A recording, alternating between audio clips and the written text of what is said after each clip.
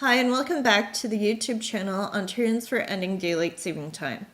In this video, I will be discussing the physical health implications of the biannual time change on individuals. Mental health implications will be discussed in another two-part installment. Out of all the research done about the impact of the spring time change on individuals, the one implication that is reported the most on is the correlation between the spring time change and heart attacks. You can perform a basic search query on heart attacks and daylight saving time, and you will find over 26,000 news articles that report on this one health implication alone. That being said, here's what the research is telling us about heart attacks and daylight saving time. One study presented to the American College of Cardiology showed a 25% spike in patients admitted for heart attacks after the springtime change in data collected from Michigan hospitals between 2010 and 2013. The same study noted that there was a 21% reduction in heart attacks during the fall time change. Another study noted that there was a 10% increase in chance of having a heart attack in the 48 hours following the springtime change. While yet another study showed that there was a 7% increase in heart attacks for the first 3 working days after the daylight saving time started. This particular research was based on 20 years of Swedish data. The research to this study deduced that the increase in heart attacks is attributed to a lack of sleep, which puts stress on the body. Even though all of these studies show a different rate, it is clear that the spring time change does play a role in increasing the likelihood that someone will have a heart attack at that particular time. Unfortunately, heart attacks are not the only negative health implication due to the spring time change. Do you find that you need that extra cup of coffee on the Monday following daylight saving time compared to any other Monday? Well, you're not alone. Everyone experiences a loss of sleep when it comes to the spring time change. The loss of sleep is attributed to negative mental health consequences, as there is a direct correlation between a loss of sleep and depression, especially for those who have a tendency to be night owls, as they lose more sleep than other individuals. Sources have shown that it can take as little as a few days to adjust to daylight saving time.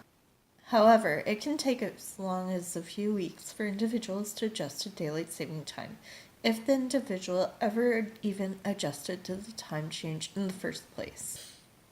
Those that adjust more easily to daylight saving time are usually classified as morning larks, otherwise known as morning birds, whereas those who are the opposite, also known as night owls, have a very difficult time adjusting.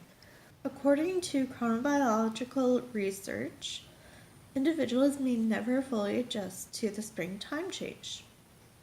Now, the reason that this happens is because the human clock is scheduled according to the circadian rhythm, also known as our internal clock, which is synchronized to the Earth's rotation and notably with the natural cycle of daylight and darkness. The circadian rhythm regulates various physiological body functions such as sleep patterns, hormone release, or the body's metabolism. If the body's clock is disrupted, for instance, by traveling across different time zones, the body reacts with the typical symptoms of jet lag, which includes insomnia, nausea, anxiety, constipation, diarrhea, confusion, dehydration, headaches, irritability, nausea, indigestion, difficulty concentrating, sweating, cognitive problem solving, dizziness, daytime sleepiness, malaise, and memory loss. Holy cow, that's a lot. So why are we doing this to ourselves? Researchers have found that a similar jet lag effect occurs when the clock is switched to daylight saving time, and the body does not adjust to an externally imposed clock. What does all this mean? Well, it becomes more difficult processing information, which means something that you regularly do on a daily basis with ease becomes more difficult because it takes a higher amount of mental energy to complete that task. Tiredness is one factor that can cause someone to get into a car accident. As we are unable to concentrate as well, our ability to react lessens.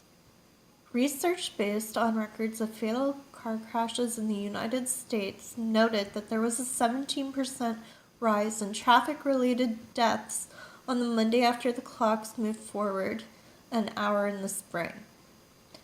Yet another study analyzed 21 years of fatal car crash data from the U.S. National Highway Transportation Safety Administration and discovered a slight increase of road deaths. The number of deadly accidents went from an average of 78.2 on any given Monday to an average of 83.5 the Monday following the change. You really don't need to dig through a lot of research to understand how negatively the springtime change affects individuals. This is one of the major reasons to put an end to the biannual time change. When March 11 comes around and you're not feeling that great, know that it is not you, but the artificial jet lag that we have been forced into by the government. This can be changed so easily in Ontario by changing one piece of legislation and either adopting Central Standard Time year-round or sticking with Eastern Standard Time year-round.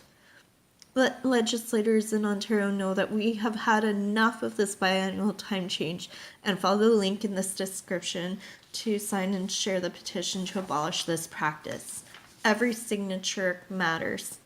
Like this video or support this cause, subscribe and share. We are also on Facebook. Follow the link to like us there. Until next time.